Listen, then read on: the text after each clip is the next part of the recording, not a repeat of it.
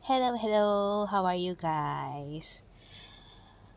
Gagawa tayo ng isang simple pero kakaibang recipe ng chicken. Actually, hindi ko pa siya nakita sa mga Filipino yung ganitong luto, pero sa Chinese nakita ko na siya. So, ayan, tinawag ko siyang stir-fry chicken. Why? Kasi talagang as in, in-stir lang siya sa oil and spring onion. Yung chili and curry, nilagay ko lang para favorite ko kasi yun. Red chili and curry leaves. Pero pwede kang magluto ng wala nun. Try mo, masarap siya talaga. May kakaibang lasa.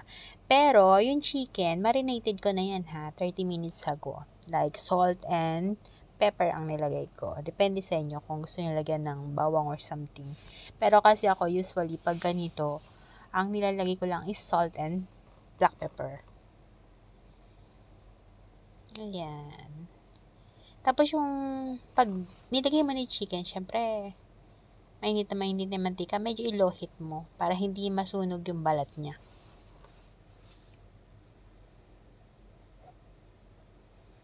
Ayan na yung curry with tangkay pa. Pinapatuyo ko yan sa akin. Bibili akong fresh, tapos pinapatuyo ko siya para magtagal. Pag sinabing pinapatuyo, hindi sa sun ha, ano siya, sa air dried, para magtagal siya.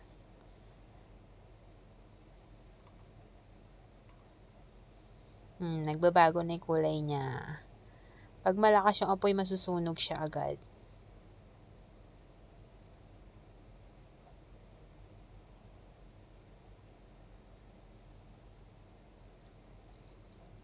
Ganda na ng color. And masarap siya talaga. Anyway, yung chicken masarap talaga. Kahit prito mo lang, masarap talaga. Pero ito, yung onion, nagbigay siya ng ibang lasa dun sa chicken.